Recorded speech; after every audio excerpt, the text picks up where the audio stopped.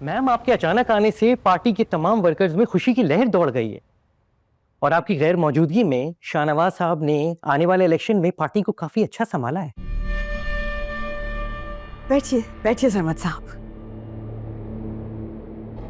एक एक पल की खबर थी मुझे। शाहनवाज शाह की मेहनत, आपकी लगन, मेरी पार्टी के वर्कर्स की इलेक्शन की सरगर्मियों की सारी तफसील, किसी चीज से गाफिल नहीं रही मैं। तभी मुझे लगा कि अब वक्त आ गया है कि इस पार्टी के वोटर्स शाहनवाज शाह को, मेहरुन्निसा को और समन शाह को एक साथ खड़ा हुआ देखें। यकीनन मैडम, मेहरुन्निसा साहिबा ने शाहनवाज साहब को काफी सपोर्ट किया है। दोनों के सियासी हलके में काफी चर्चे हैं। अब आप आ गई हैं तो हमारी पार्टी को काफी स्ट्रांग बैकिंग मिलेगी। बिल्कुल सही कहा आपने। बीबी कहाँ है बेटे? उनकी वालदा की तबीयत ठीक नहीं थी, उनको लेके हॉस्पिटल गए। हाँ हाँ, वो तो मुझे पता है। इनफैक्ट मेरी वापसी की सारी प्लानिंग मेरी बहू ने ही की है। बहुत हिम्मत वाली है मेहरुन्निसा। एक एक पल की खबर देती थी मुझे। सारा वक्त फोन पे मुझसे इन टच थी। वहां मुझे, यहाँ शाहनवाज शाह को बहुत बहुत खुश उसलूबी से, बहुत हिम्मत से संभाला है मेहरुन्निसा ने। एक खास बात आपसे करनी थी जिसके लिए इस वक्त आपको आने की तकलीफ दी है। सरमद साहब, मैं चाहती हूं कि हम जैन के केस को दोबारा से ओपन करें और हम पता लगाएं कि कौन लोग थे उस हादसे के पीछे, उस पूरे वाक़े का असल मुजरिम कौन है। मेरे वापस आने का एक मकसद तो ये है कि मैं अपने बेटे के इलेक्शन में खड़ी हूँ, लेकिन दूसरा और बहुत इम्पोर्टेंट मकसद ये है जिसमें मुझे आपकी मदद चाहिए। मैडम, आप बिल्कुल बेफिक्र हो जाएं। इलेक्शन से फारिग होकर मैं कुछ ना कुछ करता हूँ। मूड ऑफ कर दिया तुमने बताकर मुझे। भाई मैं बाद में बात करती हूँ तुमसे। Okay bye. Are you okay? आप परेशान लग रही हैं। क्या बताऊं बेटा, 80% लोग यहाँ पर मुनाफिक हैं। जो है वो दिखता नहीं है। मतलब अजीब शो ऑफ में रहती हैं, अपने आप में ब्रांड कॉन्शियस। मुझे समझ नहीं आती किस चीज़ का कॉम्प्लेक्स है उनको। तुम्हें पता है, जब मैं उनके सर्कल्स में जाती हूँ तो कोई काम की बात तो होती नहीं है, बस मुझे इंट्रोड्यूस करवाती हैं कि देखें ये पॉलिटिशियन की वाइफ है और हमारे फ्रेंड हैं फला फला। आप बिल्कुल ठीक कह रही हैं, ऐसा ही है। लेकिन आप लोगों की टेंशन मत लें। आपको जिससे मिलना है आप उससे मिलें, और जिससे आपका दिल नहीं करता आप उनसे मत मिलें। हाँ सही कह रही हो तुम। आजकल ऐसे लोगों से मिलने से बेहतर है इंसान तन्हाई ठीक है। अच्छा, वो मैंने आपका अपॉइंटमेंट ले लिया डॉक्टर से। काफ़ी देर से आपने जनरल चेकअप भी नहीं करवाया ना? अरे बेटा क्या ज़रूरत थी इसकी? अल्हम्दुलिल्लाह मैं बिल्कुल ठीक हूँ। ज़रूरत है ना। शहरियार बता रहे थे कि आप पहले हर 6 मंथ्स के बाद चेकअप के लिए जाती थी, और अब काफ़ी अरसा हो गया। चलो बेटा, अब तुमने अपॉइंटमेंट ले ली है, तुम जाओगी तो मैं तुम्हारे साथ ज़रूर जाऊंगी। कितने बजे निकलना है? आज शाम 5 बजे की अपॉइंटमेंट लिया मैंने। ठीक है, फिर चलेंगे। बाहर जा रहा हूँ, जरा टाइम लगेगा। ऐसा ना हो कि फोन करना शुरू कर दो। वो मुझे पूछना ये था कि इलेक्शन में जीत तो जाएगा ना? पता नहीं, शायद जीत जाए। वैसे आफ्ताब, एक बात है मेरी बहन मेहरू में, अगर वो किसी चीज का इरादा कर लेती है ना तो करके रहती है, डरती नहीं है किसी से। बहुत हिम्मत है मेरी बहन में। वैसे आप क्यों पूछ रहे हैं? वो तो मैंने भी देखा है। ठीक कह रही हो तुम। शानी का एक्सीडेंट हुआ था, तुम सब पीछे पड़े हुए थे मेहरू के, लेकिन वो एक कदम भी पीछे नहीं हटी थी। देख लो, ना वो उन पे केस करती और ना ही समन शाह की बहू बनती। वैसे एक्सीडेंट भी ठीक ही हुआ था। अगर एक्सीडेंट ना होता तो मेहरू शाहनवाज शाह से नहीं मिलती और उनकी शादी नहीं होती। मेरा ये मतलब नहीं था, जो भी होता है अल्लाह की मसलियत होती है। अब कम से कम खुश तो है ना वो लोग। और एक पॉलिटिशियन की बीवी जो है वो। कुछ भी हो आफ्ताब, शानी की बहुत याद आती है। इकलौता भाई था हमारा। अब फायजा, तुम मेहरू से बात करना ना। कैसी बात? वही कि शाहनवाज इलेक्शन में जीत जाए तो मेरी कोई सरकारी नौकरी करवा दे। भाई मैं छोटी मोटी नौकरी ना हो, जरा कोई बड़े रैंक की हो।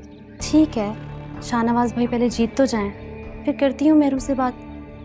वैसे भी शाहनवाज भाई ने अभी आपकी अच्छी नौकरी लगवाई है, अच्छा खासा गुजारा हो रहा है हमारा, और तनख्वाह भी बहुत अच्छी है। अरे प्राइवेट नौकरी तो प्राइवेट ही होती है ना, सरकारी का अपना मजा होता है। बात कर लेना अपनी बहन से। आप आए क्यों नहीं? हम सब आपका इंतजार कर रहे थे। वो दरअसल आंटी आ गई और उन्हें घर में अकेला छोड़कर आ नहीं सकती, थोड़ी मसरूफियात बढ़ गई हैं मेरी। ठीक है आप ही, ये तो अच्छी बात है, मैं अम्मी को बता दूंगी। अच्छा सुनो, मैं तुमसे बाद में बात करती हूँ, आंटी से मिलने कुछ मेहमान आए हैं, ठीक है? ख्याल रखो अपना।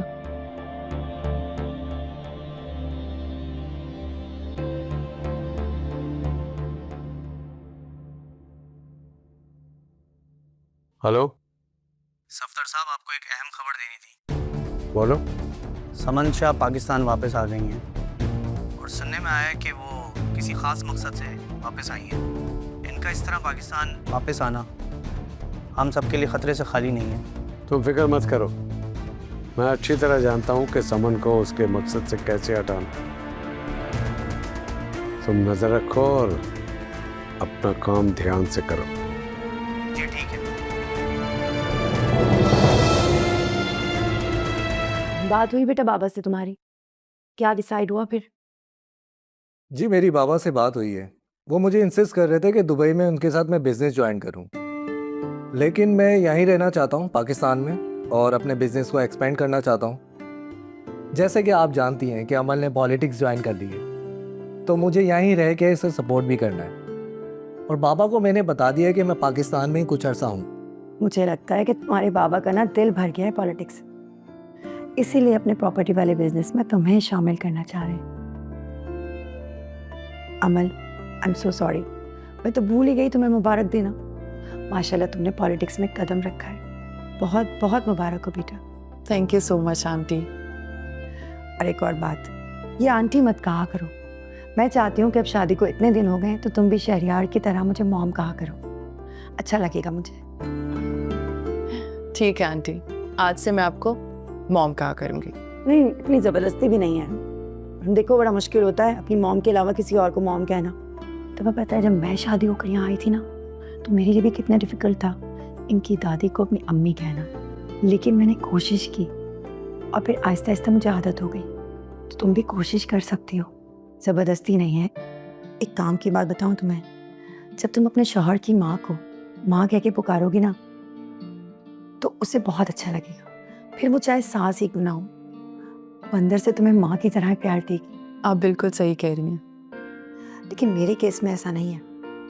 मैंने तो तुम्हें पहले दिन से अपनी बेटी मान लिया। जैन को खोना और फिर उसके बाद तुमसे भी अलग होके यहाँ से इतनी दूर चले जाना, तुम्हें पता है ना जिस मेंटल स्टेट में मैं यहाँ से गई थी, मुझे कुछ होश नहीं थी, कोई अंदाजा नहीं था मैं कौन हूँ, कहाँ हूँ। बस एक गम था जो मेरे चारों तरफ था। लेकिन वो कहते हैं ना, वक्त सबसे बड़ा मरहम है। जैसे जैसे वक्त गुजरा,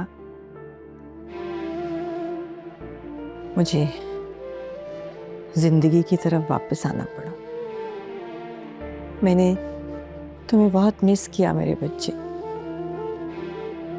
फिर हर तरफ तुम्हारी खबर ढूंढती थी, तुम क्या कर रहे हो, मेरे जाने के बाद कैसे हो, क्या तुमने कहीं सियासत को खैर बात तो नहीं कहती, अपनी माँ की सालों की मेहनत को कहीं पीछे तो नहीं छोड़ दिया। लेकिन फिर मैंने देखा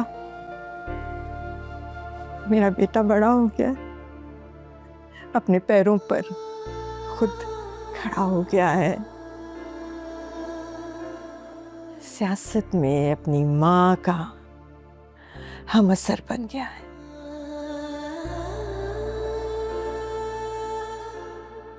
बहुत गरूर हुआ तुम पे Shahnawaz Shah. I am so proud of you मेरे बच्चे।